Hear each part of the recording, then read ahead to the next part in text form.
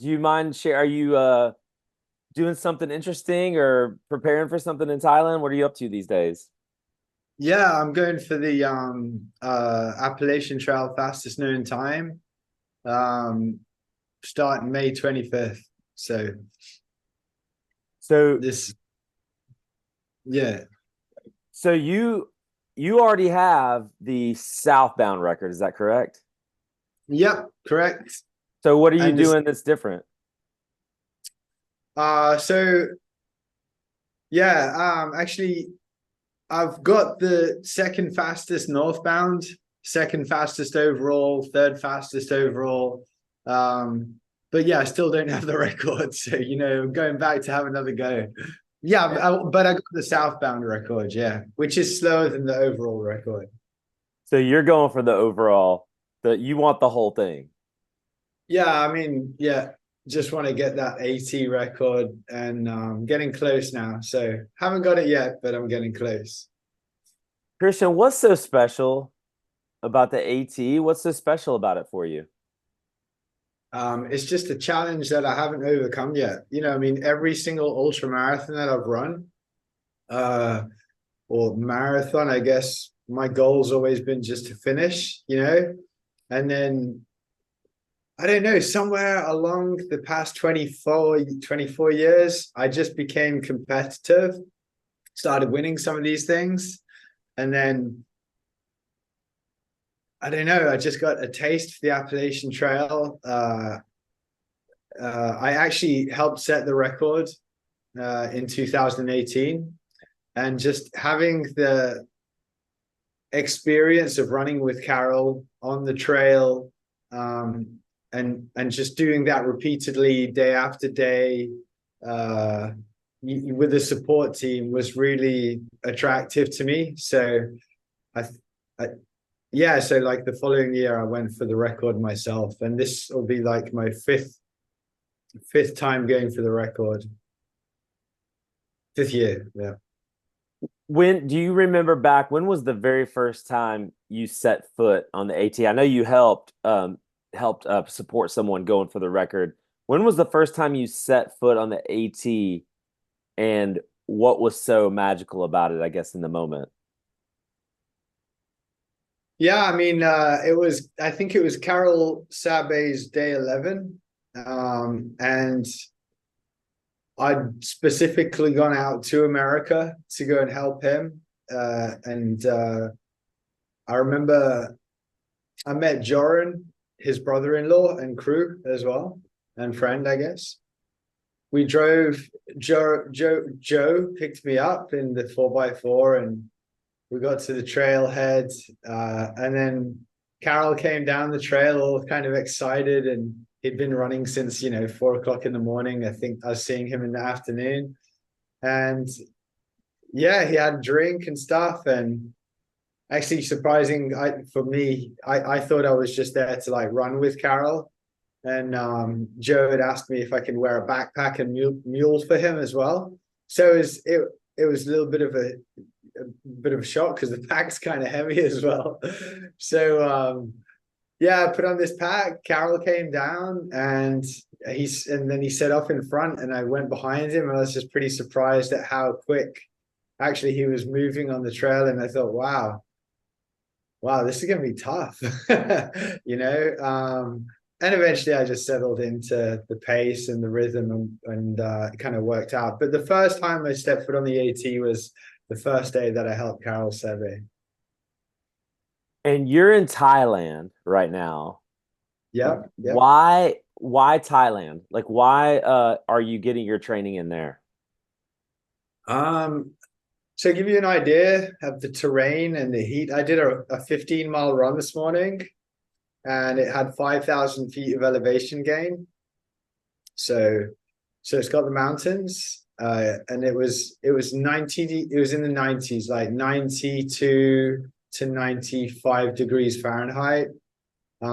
This particular trail that I did is exposed to the sun, so it's really a matter of survival and making sure that you cover yourself up. And so it's got the terrain, it's got the heat, it's cheap, and my British pound kind of is kind of strong here, so I'm able to eat in restaurants, and I have massage every other day. An hour and 20 minutes massage every other day. I like it. It's familiar, and I've been coming here to this island for like 20 years now. I'm on an island at the moment, but when the burning season finishes, I'll go up north to Chiang Mai to the big mountains. That's where like it's kind of the equivalent to the White Mountains up there. Mm. Yeah. When are you going to attempt it in the fall again? Is the fall typically a good time for you to do this? So last year I was postponed by 6 weeks because of the flooding and also being up north, and I was going south. So we got stuck in the middle of all that torrential, the flooding and stuff in the northern states. But this year I'll be going north, so I'll be starting in the south. So I'm just starting May 25th, because like my mom, who's also gun section, one of my trail crew members, wants to get back for my niece's birthday. So pretty much that's the reason. But also Scott Jurek started in late May, and it's going to be a little less humid, a little bit cooler, I think, than starting when Carol started, which was July 18th. So I think there's some benefits. Plus, I'm also starting in the time of year which will give me the most amount of daylight hours as well. Yeah, no, for sure. So you're going north. Is this the first time you'll be going northbound on the AT? You've attempted it many times now. Is this the first time you're going northbound? And why northbound? So actually, like last year was out of my 4 attempts, I've had 3 northbound starts, Okay. one northbound finish, and also a southbound start and finish. So yeah, all 4 record attempts of 3 of them have been aimed going north, and then the other one last year going south. So I'm just going to go back to originally what I wanted to do, which was start at Springer Mountain and finish at Katahdin. Yeah. This Yeah. seems strange to me. What was the decision? Is it because you got delayed? Why did you go southbound the last year? So actually, so over the years, so there's a north and there's a southbound record. And then the southbound record, I think, was 46 days or 45 days, something. And the northbound record is 41 days. So the idea behind going south was, if like in 2022, I fall off record pace, I still have that southbound record to keep me motivated to continue on trail. So like I'm not going to get the record, but the second best prize is I can get the southbound record. And I think actually that turned around to be working against me, but because I ended up actually just going for the southbound records, and just lowering my standards, like just only doing what I needed to do. That I think by going north, it's either get the record or don't get it. And so yeah, but there was a lot of reasons. Carl Meltzer went south, and he said a lot of people were saying, the way to go is south. Scott Jurek had an attempt in 21 and went south, thinking it was the right way to go, because you start in Maine and you get out the way in Maine, New Hampshire, and Vermont, which are the toughest kind of states. So the idea is that if your legs are still working after you get through those states, then you've got a good chance. Yeah. But I mean, that's the theory. So that's the theory we went on, So yeah. Kristian, can you put it into words, give any kind of perspective to how difficult this achievement is that you're trying to accomplish? So yeah, I mean, I've never trained for 6 years and still not achieved the goal. This is like I don't know, it's like becoming a doctor or something, you have to go year after year after year to study and do all these exams and stuff at university or college, and finally at the end of it you become a doctor. So I guess at the end of this, if if I can get that Appalachian trial record, I can say, that took 6 years to master. So first of all, I mean, having said that, Carroll got it on his first attempt, so it's not the same for everybody. But I guess this is my story. This is how it is for me. I mean, it took it took Carl Meltzer 3 attempts as well. Andrew Thompson was a record holder. It took him 3 attempts. You don't always get it on your first shot. It's like a multi-month effort is so different than, say, your single stage 100 miler, which is like over within a day or something. So and not just that, there's not just the physical demand, there's the mental demands, and then there's also the logistical with the crew, because it's a supported attempt. So I mean, like, working out all that, and then also trying to get some funding, trying to get some companies to throw you some free products and maybe even get a little bit of financial support. It's like I'm in charge of all of that, so it's all encompassing. And then there's the training as well, so it's pretty tough. It's a pretty tough goal, or challenge to go after. I'd love to kind of talk about some of those things you just mentioned, especially, the funding, the financing part. I think when people maybe they watch this or they listen to this and they hear that you're in Thailand and you're spending all this time in Thailand, and then you're going to come over here, you've got your crew, you got your mom, there's so much, and then you've got your own nutrition, you've got your own. Carl Meltzer told me he went through something like 18 pairs of shoes on the AT when he did his. So I mean, that's huge. Obviously, he had that sponsorship deal with Hoka, but talk about that. Let's just talk about the financing piece of it to begin with. How do you begin to put something like that together? Once you set the FKT and do these attempts, are you attracting more and more opportunities from sponsorships and things like that? How does all that work, Kristian? So I guess it's kind of worked in the reverse for me.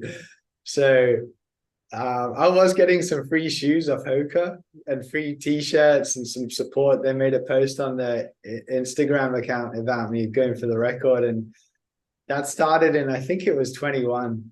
And now they've said that they don't have the funding to give me any shoes for this attempt. But I mean, my track record's really good. In 22, I set the second fastest time in the world. Last year, I set the southbound record plus the third fastest time in the world. So I'm getting close to the goal. Yet I'm finding it. I always have to ask myself, I think my sister told me this thing about 10x. Are you 10xing? As in, like, are you doing what you can times 10 in order to make it happen? And, because I'm balancing all of those things, and because all these requirements before I start this challenge, the crew, the training and the financing and so on, I guess I just do the bare minimum for each thing. So this has always been a budget attempt. I've never really strived to, I don't know,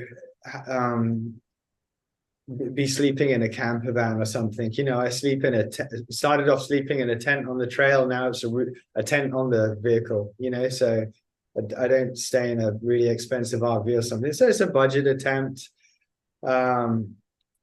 And I feel sometimes I'm not 10xing it. I send a few emails out, and someone's going to give me, like, Dan Tough for giving me socks. That's awesome. It's a small piece of the pie.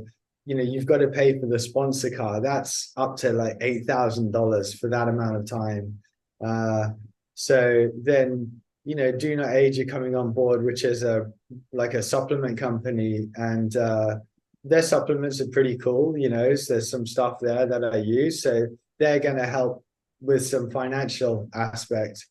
But if I go back to 2018 when I helped Carol and I heard his story, his attempt was fully financially supported by Skins, I believe. And Skins were like a kind of a like it was like a lycra compression lycra clothing. And so when I went for my own attempt in 19, obviously I realized, oh, I'm not just gonna spend my own money on this. What I do is I see how it works a little bit from the inside. So the first thing I did back in the day was reach out to Innovate. I wanted to work with a brand who was in the same country that I lived with. I wanted to be able to go to the brand head office and run with the staff members, and I did that. I told Innovate about my idea. They gave all my product support, which was really generous of them. And they even aided me financially a little bit and made it easier for me. So, that was how I got the ball rolling in the early days. And then as the years went by, 2020 came by, and then 21, and I realized Innovate weren't the shoe that I wanted to run in, because they weren't designed, they didn't have all the cushioning. They do now, they have models with the cushioning, but back in the day, it was kind of like it's a fell running shoe and it's designed for soft, muddy ground, even though they had their various models. But I spoke to Carl Meltzer and he said, look to Hoka, they've got the cushioning, and I tried the speed goats and I fell in love. So I reached out to two Hoka athletes. I ripped an application form out. Not an application form. I made made my own document with some photos and some words and the challenge. Sent it out to these two athletes who were supported by Hoka. Got them to send it to the Hoka manager in Europe, and it worked. He said, "Right, great. This is good. We want to help you out. Let's see how things go." And they helped me in 21, 22, and 23. And then 24, they just said they don't have the funding. So yeah, like it's not always about getting more people, like getting more success and getting more people believe in you. So it's kind of works both ways, Yeah. And I can imagine how that's stressful, right? I mean, that's a huge piece of the pie here. Yeah. Yeah. So I guess, yeah, you always have to come with an alternative. It's not set in stone yet, but shout out to Andrew Drummond at Ski the Whites in New Hampshire. I told him about Hoka not supporting me, and Carl Meltzer had said, "Do you know anyone with a running shop?" And I don't know anyone with a running shop. And then Andrew Drummond pops to mind. He's called Special Forces in Scott Jurek's Northbook. That's Andrew Drummond, Special Forces. And I said, hey, listen, it's a crazy idea, but Carl Meltzer said I should reach out to someone with a shop to see if you can give me some shoes or at least get me a discount. So like Andrew's told me he can get me a discount. So now I'm going with a discount, and so shout out to Ski the Whites and shout out to Andrew Drummond. It seems like a much nicer relationship to have than like with Hoka, I never actually got to sit down with them and discuss things. Whereas Andrew, I've run on the trail with him a bunch of times. Yeah. So yeah, it's kind of that's how it works. It's a hustling game. It's a hustle for sure. Yeah, that's what it seems like it. And it seems like, just, talking to other ultra runners, it seems like that is the game, to continue to do that. And it doesn't really end. You never really make it. It's not like this is, professional football or something where you get signed to a contract and you make all these millions of dollars. This is you. This is all you. Yeah. So I can understand. Kristian, take me through what your training is like today. What's your nutrition look like? How many miles? You said 15-mile run today with 5K elevation. Is that a typical day for you? What's a good training day, training week look like for you right now today? So I work on weekly volume. So currently last week, I'm now up to 80 miles with 20,000 feet of elevation gain, mostly on trails.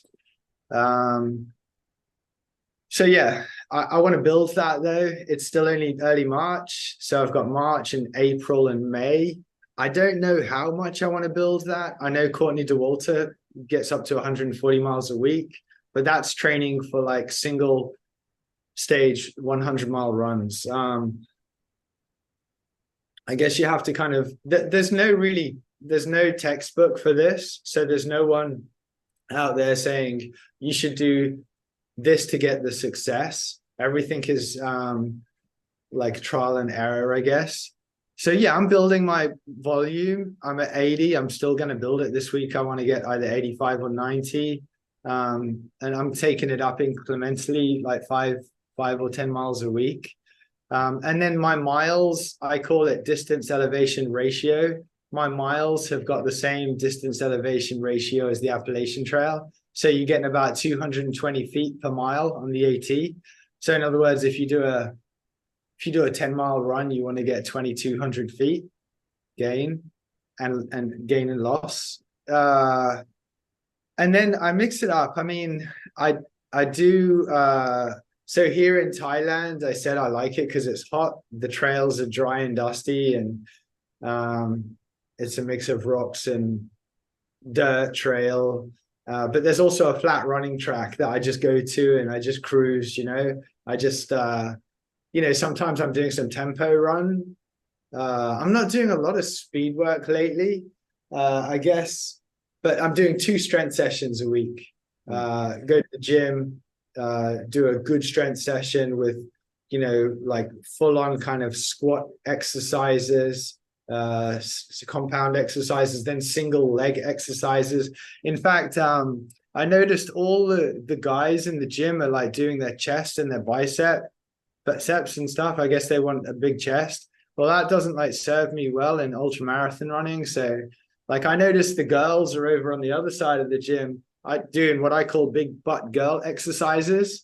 So I noticed these girls are all walking around. Some of I mean, we're talking muscle on the glute that I've not seen any the guys in the gym, So I've been copying the girls. I'm doing these big girl butt exercises and my butt's getting stronger, and I don't know if it's getting bigger, but it feels strong, So there's something in that though, because some of these glute exercises are replicating what it's like to push your body against gravity, especially the single leg stuff.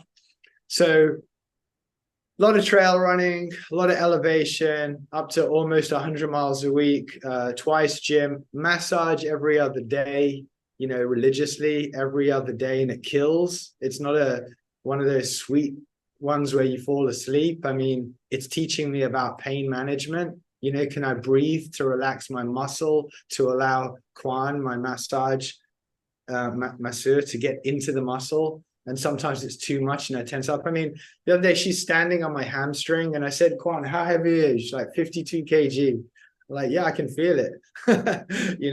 So yeah, all that stuff. And then you asked about my diet. I mean, I remember I spent some time with Haile Gebrselassie in Ethiopia when I was living there, and I asked him, what do you eat? And he said, I just eat what the people eat. I don't eat a special diet. I eat what people eat around me, rice, meat. I mean, he didn't eat rice. He ate injera, sorry, which is teff. But yeah, I'm eating a lot of rice over here because they eat rice in Asia. I'm eating a lot of fruit, like tropical fruits like mangoes and papayas. I found a few yogurt places, coconut yogurt. And there's another one does this really nice dairy yogurt. So I'm not vegan. I'm not carnivore, but I mix everything up. I get a lot of fruit, vegetables, and meat. And then a lot of fish because I'm on the island at the moment, I guess. Not a lot, just in moderation. So yeah, that's what I'm doing at the moment. Yeah. How much are you conscious of protein, or is that not really a big deal, that big of a deal to you? What do you do for recovery, for nutrition? Yeah, I mean, for recovery, I just took a like hour and a half sleep. Like when I was in Ethiopia, I asked Haile Gebrselassie, what's the biggest secret you can give me for recovery? And he said, and I knew this anyway, because I was living over there. He said the daily nap that runners have, that sleep in the afternoon, that's the biggest amount of recovery your body can have. So I mean, put it this way, like I just did a 15-mile run this morning in the heat and I struggled because it was hot. And I don't know why I didn't sleep well last night. So I got back and what did I want to do? Did I want to eat like a chicken breast or did I want to sleep? And I just wanted to drink a lot of fluids and sleep. So yeah, I just listened to my body, I guess, a lot. But at the same time, I had some sea bass before passing this restaurant, sea bass fried rice, had a mango and banana shake. Yeah, I'm not measuring my protein. I'm not like measuring it. I just eat it with every meal. Sometimes I have chicken and rice for breakfast, or I have pork for breakfast because they eat meat for breakfast in Asia. Yeah. Well, it's really interesting to hear you say, when you go to the gym and you're working out and you look at the women, I noticed this kind of right away.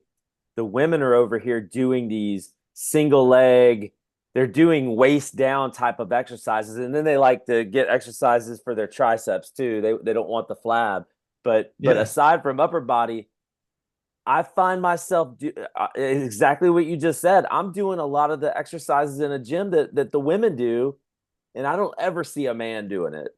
And it's Yeah. it's really interesting that I never really put it into words like that, but now that you said it, that's exactly what happens. That's funny. Yeah, it's funny. It's an observation I made. It's getting dark in here. Shall I turn the light on? Because the sun is setting now where I am. You're Yeah, you're great. You're great. Yeah, yeah. I'll shut this light on. Okay, so got a little bit of light now here. Do you Chris, use the, are you going to use the video in your podcasts or are you just going the audio? the video is gonna be on YouTube, Hmm. but the podcast is audio. Yeah, Oh, okay. Yeah. gotcha. Okay. Um, how about what do you do for injuries, Christian? Do you have any overuse? You mentioned an overuse injury on the AT, and you just kind of cut that day a little bit short. What about right now while you're training? Do any kind of overuse type of injuries pop up? And if so, what do you do about that? So the reason I got off trail last year was because I was running through mud for quite a few days, I believe. And I didn't train in mud. It was in Vermont, which they call Vermont. And obviously it was a big wet year, so a lot of mud.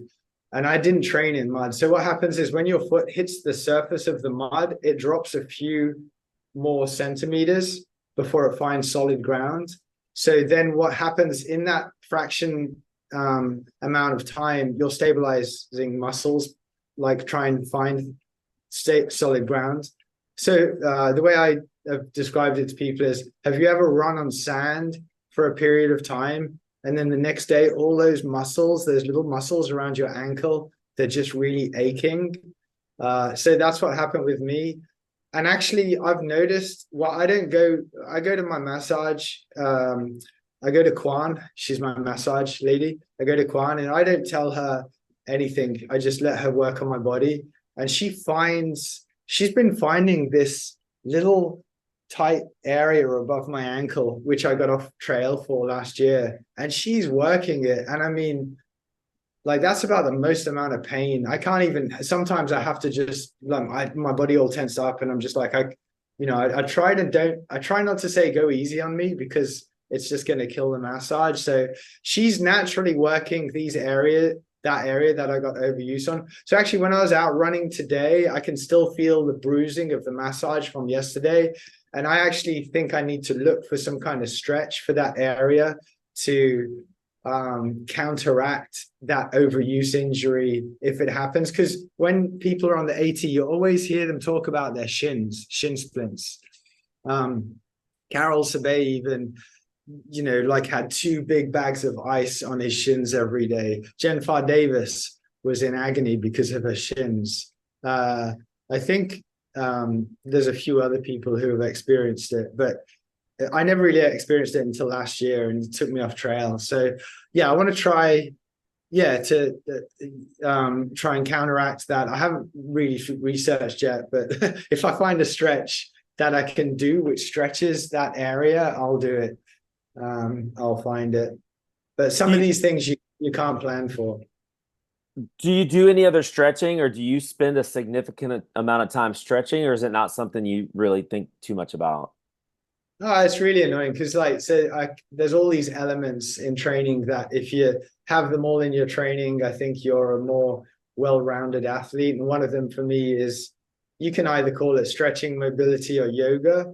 And yoga kind of does both stretching and mobility and also helps relax you because you have to breathe through some of the painful stretches. So yeah, when I was up north in Chiang Mai, I was doing yoga twice a week with these Thai yoga teachers, and they're killer. You know, I mean, it was a killer session. Everyone claps at the end. You're just happy to be done. And I haven't joined a class since I've been down here. So for like 4 weeks now, no yoga. And I've just done some of my own stretching, but not as much as I should. And it's easy to let that slide. You know, I'm doing the strength training, I'm getting the massage, I'm getting the volume in on trail. But I've let my stretching slip. Yeah, and I need to bring that back. Tell me about your feet, Christian. I read something where you had this whole list of things that you're doing to keep your feet preserved and keep them healthy, which obviously is incredibly important as you're, trying to do something day in and day out. What do you do to your feet to keep your feet healthy every day? Uh, so for everyone on YouTube, like, I mean, my feet are amazing. They look a bit dirty because I'm walking on the floor here, but I got such strong feet. My ankles are so thick. I mean, I twisted my ankle today and I just carried on running. I was like, yep, that's fine. um, no, but as the skin of the feet takes I learned something about myself last year. I was always worried because I'd never had an attempt with wet weather conditions. Um, and last year I got it, 3 days of running in ankle deep mud and just constantly wet socks, wet shoes, and gaiters. So I read before I started the trail last year that there's a thing called trench foot, and it only takes, I think, 6 hours before trench foot sets in. So yeah, I'm good. I realized that I can go 15, 16 hours on trail with wet feet, take my shoes off at the end of the day, manage them as in wash them, dry them out with some of that baby powder, baby powder, massage them with this Theragun. I use this kind of cool technique where I hold it sideways. For anyone listening, I'm holding a Theragun sideways, not straight against my foot, but sideways. And it vibrates and kind of just loosens up all. Like, so in 2022, I would lie on the bed and I would go to sleep with the most painful sensation in my feet. Last year, I didn't get that because I used the Theragun every night. And I'm not sponsored by Theragun. Hopefully at the end of the podcast I will be, but no, I'm just kidding. Theragun, Theragun, if you're listening, send Christian some money. Come on. Money, I've got the gun. I just need some money. No, and that worked. And like, yeah, I just look after my feet so well. Like, I guess and I'm barefoot most of the time as well. Unless I'm running, I'm barefoot. So if I'm in the house, I mean, if I'm outside, I wear what they call a flip-flop, so that's not really barefoot. But if I'm not running, I'm either wearing flip-flops or I'm barefoot. So I try to keep my feet open to the air as well. Now, Christian, I'm a big Seinfeld fan. I'm gonna throw a Seinfeld quote out there. I have an unblemished record of staunch heterosexuality. When I say this, your feet look amazing. Your your feet look incredible. Are there calluses on there? Because that's something I'm trying to figure out with my feet. And I've been trail running for 4 years, which is not that long of a time. But Yeah. when I go really long distances, if I go 40 plus miles in a day, my feet get tore up. Do you have calluses? Is it just a buildup over time? Obviously, you take care of them too. But what's kind of like that secret, maybe for a beginner who's watching this, something that they might try with their feet? So I used to think calluses were good until I arrived in Ethiopia in 2014. And the runners I was living with were horrified at how much callus dead skin I had on my feet. So we like wrapped my feet up in plastic overnight. And they softened the callus and then they filed it down. And so then I learned after that to maintain the calluses myself. So I think the problem is if you've got a callus and you get a blister underneath that callus, you're in trouble. So what I noticed also Carol Sabe doing in 2018 was he had a small, I have it in the other room, a small like a plastic device with a handle and kind of like sandpaper on one side, and you just file down the where the callus is, and he would do that like every day or so. And I also did that as well on both my attempts, the successful finishes. Every day I'm managing the callus because um I don't want them to get too big. And also on the back of my right heel, I've never had the callus that arrived. And in 2022, this callus arrived. And I tell you what, it caused me so much pain on my heel. So I had to manage that thing like every day. At the end of the day, I'm filing it down and it would get bigger because obviously 15 hours of rubbing in your shoe. So secret recipe for beginners out there, or little tips: definitely manage your calluses. Like I had every night I have a shower. I manage my calluses in the shower. So I have a little plastic thing. I make sure I don't have too much dead skin on my feet. Keep your toenails cut close as well, like because if they're long and you're running downhill and your feet have slipped to the front of the shoe, it just happens. That's the nature of running downhill. And your toe nails are touching the end of the inside of the front of the shoe. You'll lose those toes, nails, not the toes. So keep the toenails cut.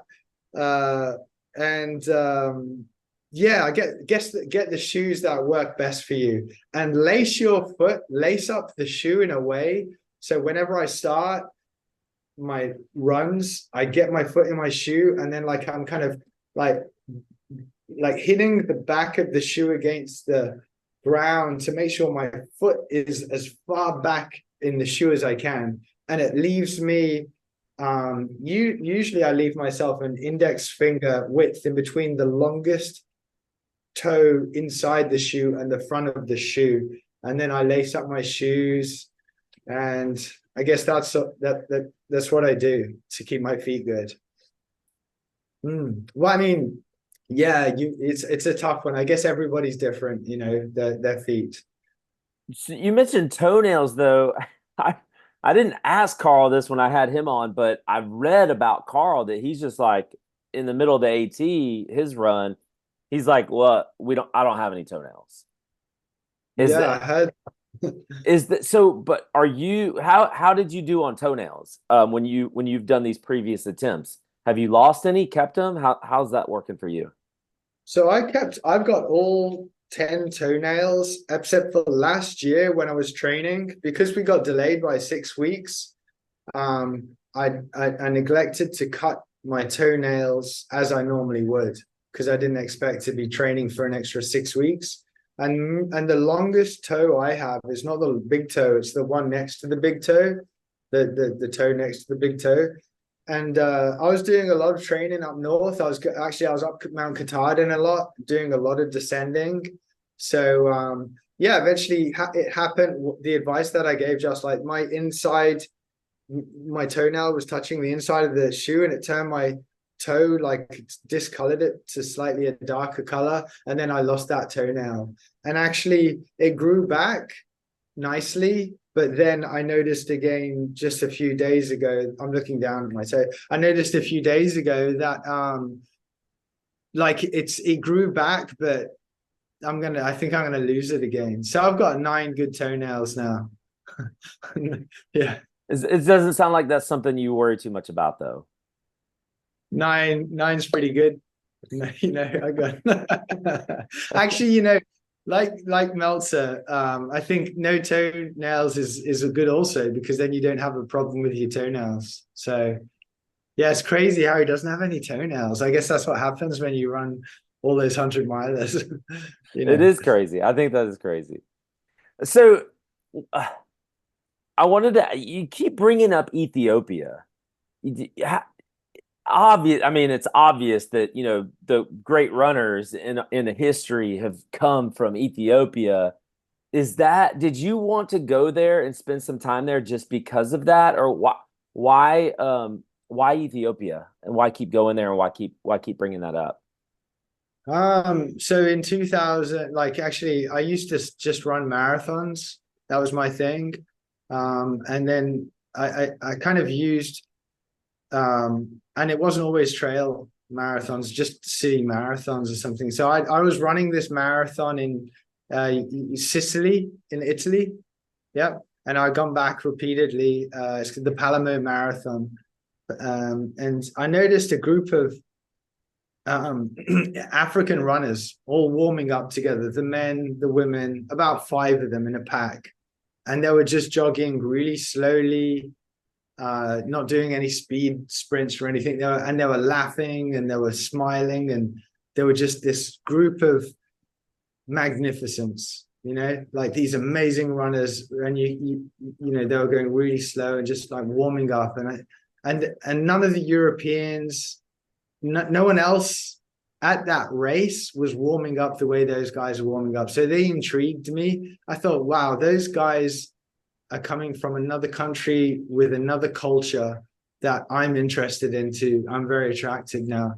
So I decided the next year I would actually, in fact, that same year I went over to that's the other thing. Like you mentioned American football players earlier, like getting a contract. I guess when you see an American football player, I guess they're unattainable. Like they're on the football pitch or they're with a team. But like the thing about these East Africans, when I saw them, they were like, I could just walk right over to them and talk to them. So I made friends. I spoke to one of them and I said, wow, you guys are jogging really slowly to warm up. And then the next year I said, actually, I came up with a plan. And I said, what I'm going to do is make friends with I thought they were Kenyans, naively. I'm going to make friends with one of the Kenyans, and I'm going to see if it's possible to go to their country and live with them for 6 months. And I'm going to write a book called Running with the Kenyans. So the next year I went to this marathon in Palermo, and again, there was, I found this African runner, this little guy called Sege, and he was Ethiopian, not Kenyan, for a start. So I wished him well in the race, and afterwards we finished the race. I finished the race, and he was getting a massage. And I was like, how did you do? And he said, yeah, I won the race, So I was like, that's great. And I hustled my way into the elite massage area, I was like, yeah, this is my friend. I mean, I didn't know him. I just spoke to him before the race. And I went in there and I swapped emails with him. And I said, my idea is to come to Ethiopia, live with you guys, and I want to write a book called Running with the Ethiopians, since you're an Ethiopian. And I did. The years went by, actually. And then I noticed a book came out called Running with the Kenyans by Darahan Finn. And I found that out, and I thought, man, while you sleep, someone does what you dream about, So immediately I went to Ethiopia. I thought I better get this show on the road, and I did a trial visit to Ethiopia to see if it would work out, and then I went and lived there for 6 months. So I really wanted to learn what it takes to be an African runner. In fact, I was thinking about it today.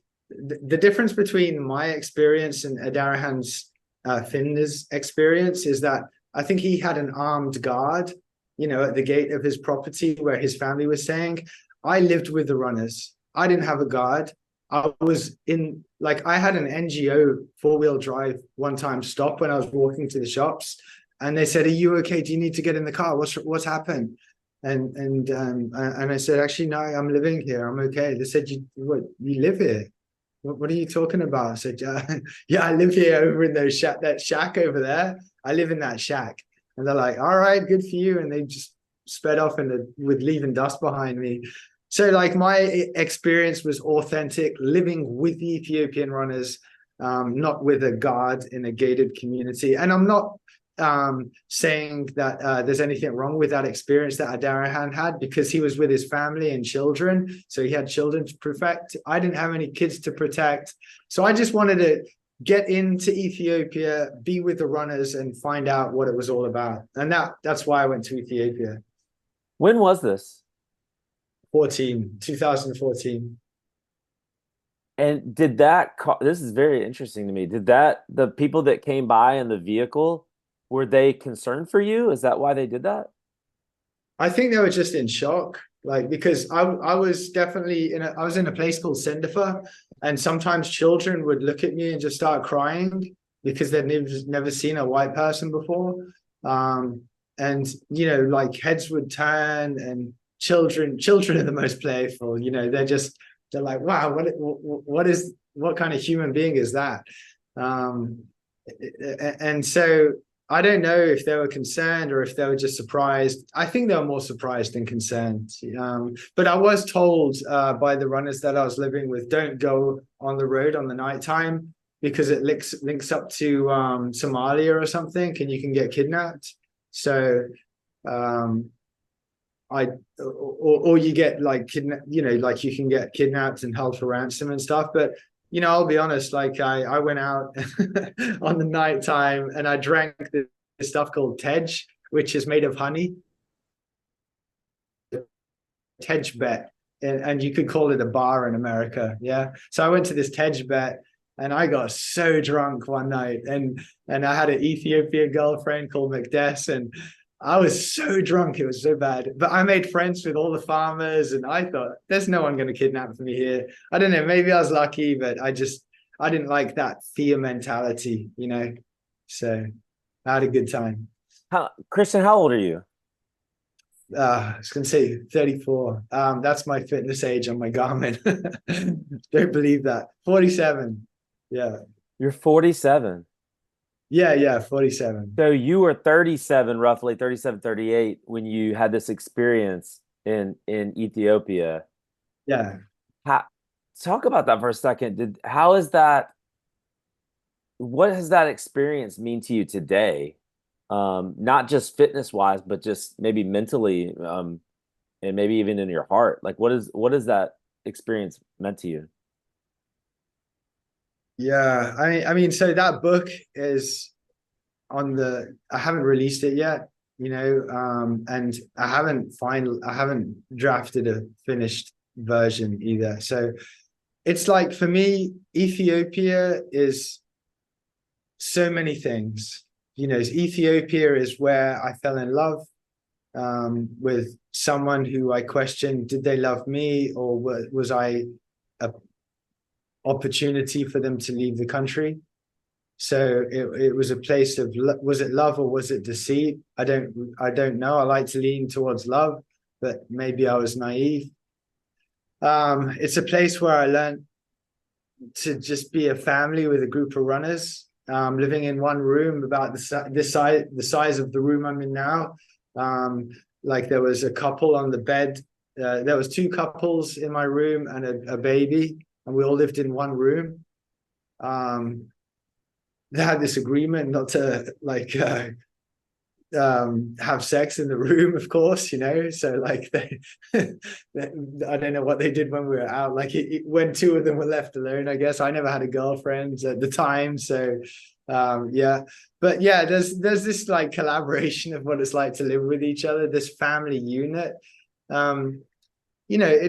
It made me realize also how privileged we are just to have a passport, and to be able to enter a country without necessary like visa stamped upon arrival is just I helped eventually Sege get out of Ethiopia.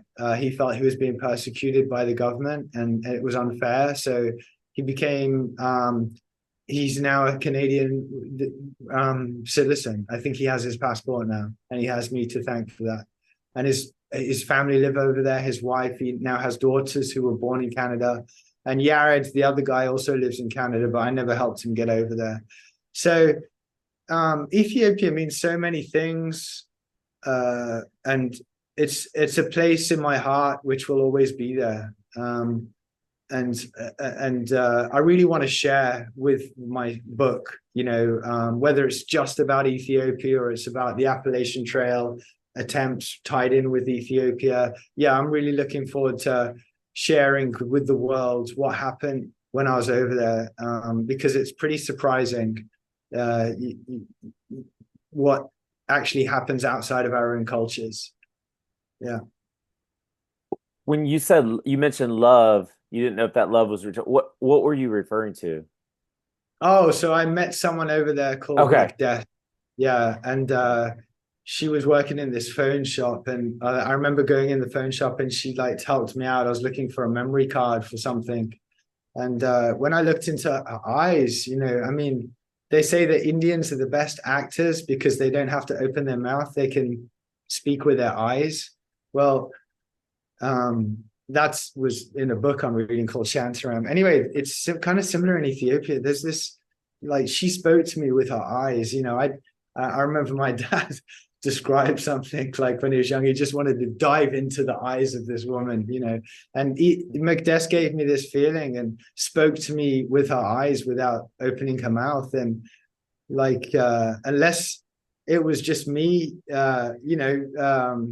projecting that onto her. I don't think so, and like we became close, and I'd been living with these two couples for a few months by now. I was lonely, I wanted some female company. These guys had their partners and they, had that, and I didn't have that. So I guess I found love in Macbeth, and then yeah, just I guess there's also the controversial thing like white man, rich white man. Not that I'm rich, by the way, I'm far from it. But in Ethiopia standards, if you've got a passport, you're rich. So yeah, rich white man in like Africa can, pick and choose who he wants to be with. And, the on the woman's side is that she may have an opportunity to leave the country that she's in and maybe even get a European passport or something. It's controversial. It happens. Was it happening to me? I don't know. There's a few things that happen, but we ended up lying to each other. If I'm honest, we both lied to each other, so we weren't both completely honest. So yeah, it was a crazy love story with running involved. So tell me about this, just to get back to the running. Thank you for sharing that, by the way. I think that the whole thing is really interesting. But back to the running, what did you learn? What did you learn about being in Ethiopia that you still use today? So in Ethiopia, people run. No, I'm saying this without thinking. I learned many things, but one of the things I learned is people run to survive. They run for the opportunity to change their lives. They don't run. When I came back from Ethiopia, I went to London and I had this culture shock. I was in the car looking outside at people running down the street, and there were not elite marathon runners, with 6% body fat, cruising on like a 6 minute mile in zone 2. There were recreational, middle-aged, sometimes overweight men or women, and I just had this weird culture shock. And I just for a second thought, this is bizarre, because I was looking at it from the eyes of an Ethiopian. Thought, wow, people, why are these guys running? So I guess what I learned, my takeaway from Ethiopia is that they run for the opportunity to be able to escape poverty. And there's a lot of money in running if you're successful. And we run here in the West, maybe to escape something else, but it's definitely not poverty that we're running from. We're running because other reasons. Yeah. Why do you run? Why do I run? I mean, it's the most simple question, the most difficult one to answer. Makes me feel good.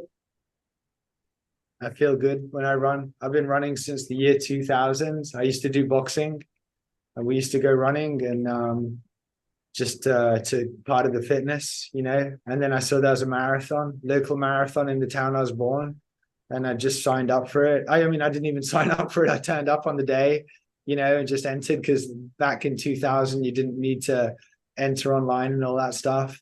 and I ran this marathon. It changed my entire life. It changed Also, because I found that by running this marathon, I found belief in myself. I found it was the only thing in my life that made me believe in myself. And so I run because it makes me believe in myself.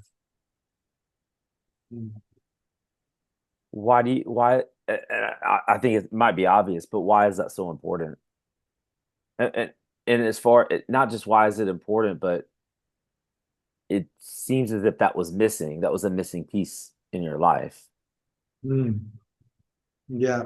So, I mean, I can only speak for me. Why do I run? I guess I just spoke to why Ethiopians run, so maybe not. Um, it's what I learned about why I think they run. So it was a wonderful feeling to accomplish something difficult. I think people are writing books about it these days. I think really if you take a step back from planet Earth and zoom out and look at it with all its problems, all the problems with mental health, all the problems with physical health, human beings are killing themselves. Human beings are unhappy. And I found something which keeps me slim, keeps me satisfied, keeps me happy, keeps me healthy. I mean, why wouldn't I run? Like it's not why do I run, it's why would I not run? Like, I can't, yeah, it for me, it's because it helped me believe in myself. So after the first marathon, I run another one. 15 years later, I go back, I win that same marathon, my first marathon, I win it. So then there's all these layers of belief. Like you don't just believe in yourself and it's like one layer. It's almost, you can imagine like these unlimited layers of self-belief. And every time you break through a layer, you can either stay there or you can do something difficult and break through this next layer. And I'm just breaking through layers. And I've got to this really thick layer, and it's called the Appalachian Trail, fastest known time. And I'm butting my head on it, and I'm butting my head, and I'm trying to break through this layer. And yeah, I'm still trying. So I got to a point where I'm finding my limits, or getting close to it. And that's why I run. That's why I'm running the Appalachian Trail. It's interesting. Thank you for sharing that too. It's interesting to hear you speak in those kind of terms because I feel like we're all kind of searching for that, in some sort of way. And for you, this is how you continue to try to find that next level, that whatever you want to call that. It's like you're trying to find out more about yourself, what you're made out of. Is that fair to say? Yeah, it is fair to say. I mean, I think we're all searching. If we're not searching, I don't want to say, I don't want to sound cliche and I don't want to sound arrogant, but sometimes, like these things come to me and I say them out loud and yeah, but I don't want to sound angry, but I think you're right. I think we're all searching in some respect. We're all searching for something, whether it's religion, a relationship, maybe self-belief. And, these things feel like, like there's this quote I've heard, like man is constantly searching for a God-shaped hole or something like that.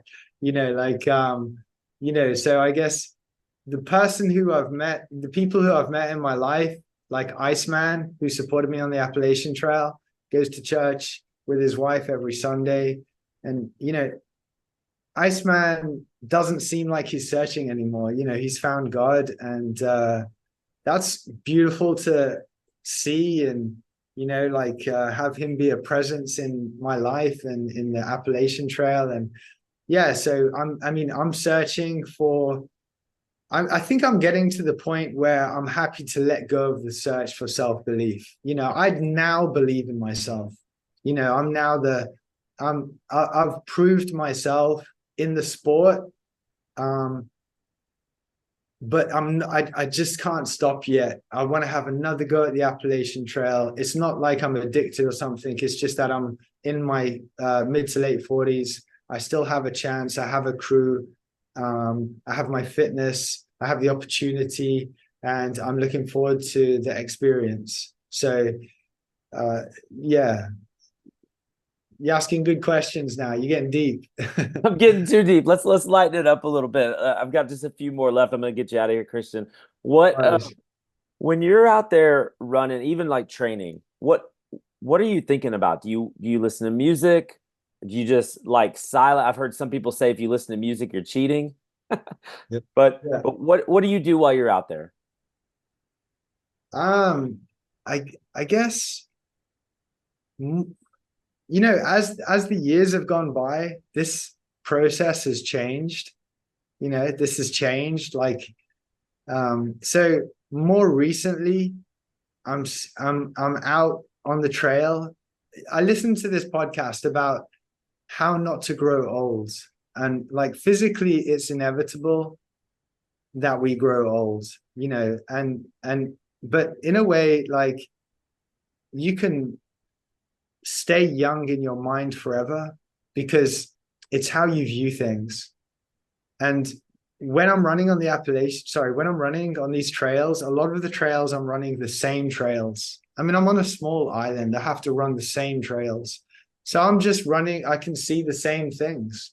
So even though I'm seeing these things for the, 100th time in 20 years or whatever I've been training on this island, I bring myself to the point where I say, okay, I'm looking for something new here. And I try to stay young in my mind. And I say, what, let me get out of my head. Like at the moment I'm running and I'm thinking I've been here before. I'm tired. It's hot. I'm running uphill. Or actually, let me use my eyes to actually look at where I am. Where am I right now? And that, I guess, is mindfulness, to be able to get out of your head and just be physically where you are without any thoughts and just have a look around and say, wow, I'm on a trail. Wow. These trees are beautiful. Look at the green in those trees. Wow. Look at the blue in the horizon and those white clouds, and like look at where you are. So I'm trying less these days to think. But having said that, if I'm out on like I did a 40-mile run last week, and it took me 10 hours, I had 13,500 feet of elevation gain. And I had a few moments, where I was struggling. A lot of the time I was just going through the same process. But, I have a look at the trail and I'm like, wow, this is where I am, look without thinking. And, if you could measure the amount of time that you're looking without thinking, it's not very much. Where our minds are so active, that's why people invented the word mindfulness and, I guess, meditation and these kind of things. And it's big these days, people are trying to quiet the mind. So my mind's active as anybody's mind. I think the more stimulants you have, the more caffeine you have, the more noise you have in your mind. I found when I cut out caffeine and I have a quieter, more peaceful existence. But I've been drinking coffee since 2014 when I lived in Ethiopia. And for all the coffee drinkers out there, I'll say the same as those guys. I love it, but I think I'm getting to a point where, I love the quietness of my mind more than I love the noise that the caffeine makes. So Yeah. what I think about everything.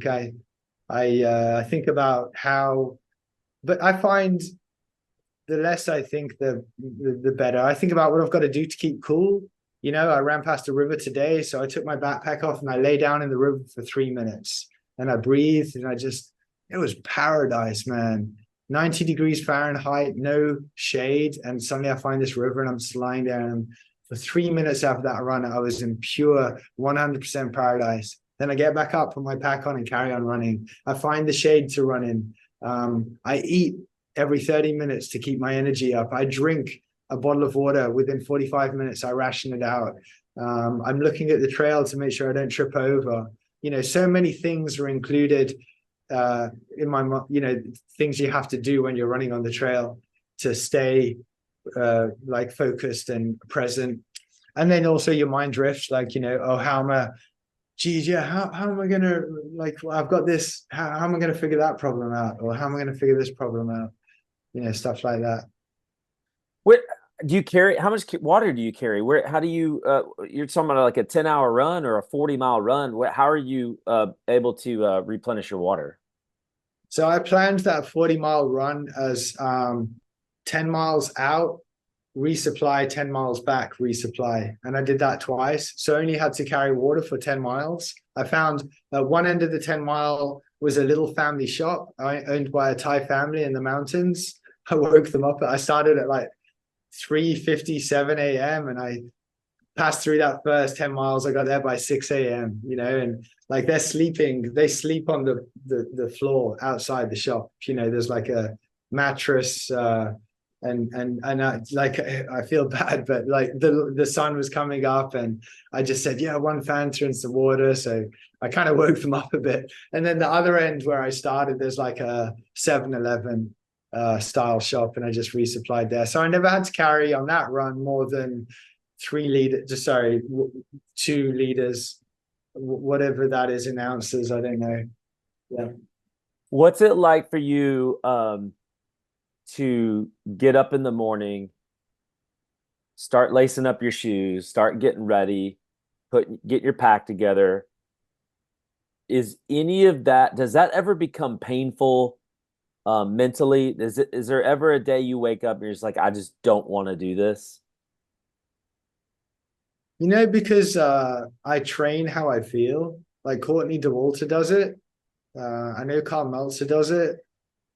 A lot of the athletes who I look up to or admire don't have strict training programs. Like Courtney knows she wants to get some hill repeats, she knows she wants to hit a certain amount of volume, but how you go about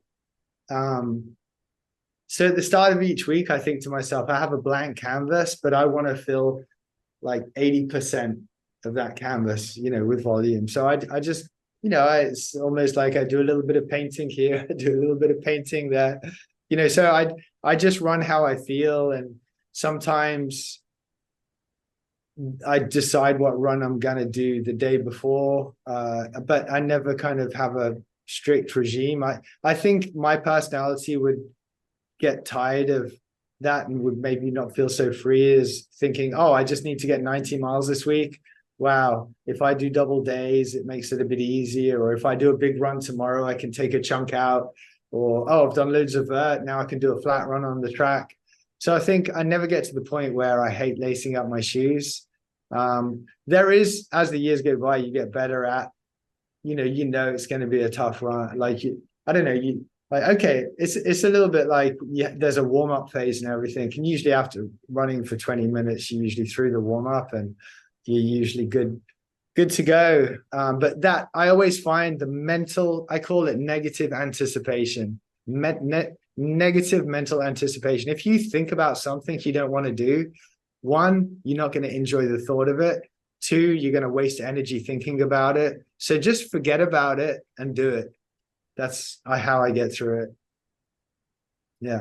I guess what I'm getting at is, do you ever get the sense or the feeling that it's a job? Well, for me, it's not a job. I don't get paid to run. I get Like, paid. I get paid to run coach. I do right. run Well, coach. I guess let me say it a different way. Does it ever feel like I have to do this and I don't really want to do this right now, but I kind of have to keep doing this? Or is it just I love this and every day is a gift?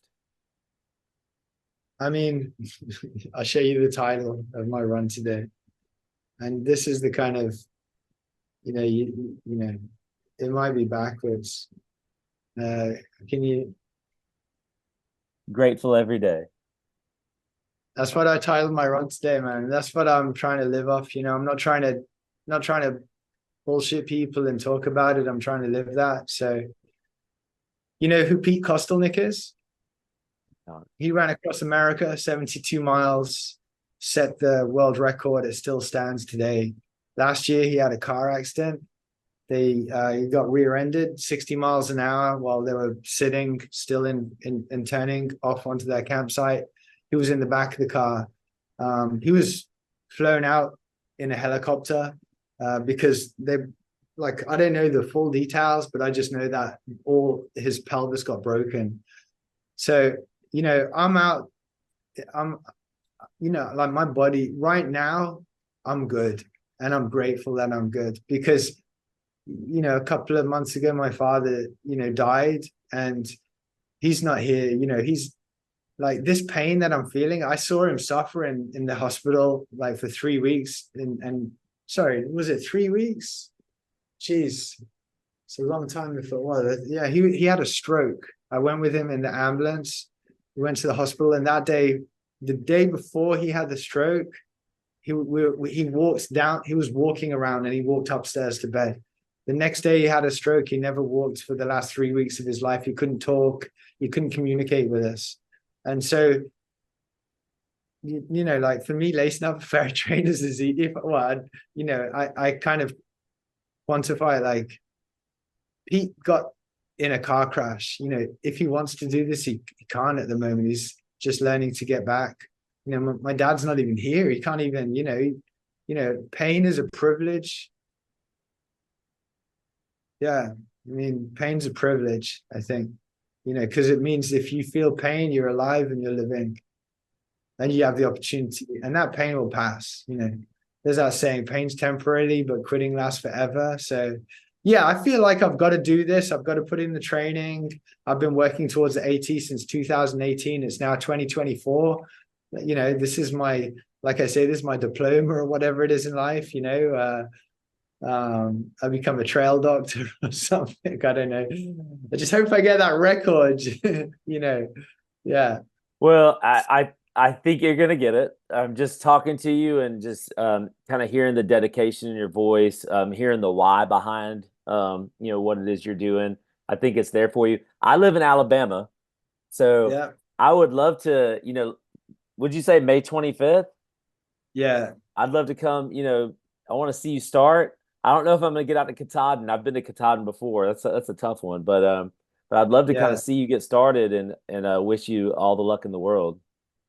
Well, I mean, dude, if you're in Alabama, they've got good barbecue there, I guess. But I don't know how many hours it takes to drive to Springer Mountain. But yeah, bring me some barbecue. I love Bring you some actually barbecue. one of my dreams in life is to do a barbecue, bit of a barbecue tour, like just yeah. So maybe after the AT, I'll come down to Alabama. You can show me some good places to eat. Let's do it. It's so interesting to kind of, hear you talk for the last hour and then to hear something simple as I want to go on a barbecue tour and then I have barbecue, at my disposal, right out my front door, basically. And it's just the things that we're grateful for, the things that are here that maybe I take for granted, that we all maybe take for granted. Because barbecue's right there. But I'll bring you some. You want barbecue? What time are you going to get started on May 25th? You want some barbecue to end your first day? Yeah, I mean, just bring me some barbecue. I'm gonna eat everything on trail. Like I've been, my metabolism gets pretty hot. So yeah, I'd appreciate that. That'd be nice. Yeah. Let's do it. We'll make it happen. And Kristian Morgan, good luck to you. Best of luck. Can't wait to see you shatter this record. Super impressed with everything that you've done up until this point, and we're all going to be following along and going to be cheering you on as well. But thank you so much for spending the time. Really do appreciate you. Yeah, thanks. Good to be on the show and thanks for reaching out. It was nice. You asked some really nice questions and I try to answer from my heart and yeah, it's nice to sometimes open up your heart to people and share the experiences you've had in life. So I appreciate the opportunity. Thank you. Thanks, Kristian. Thanks, everybody. See you next time. Bye bye.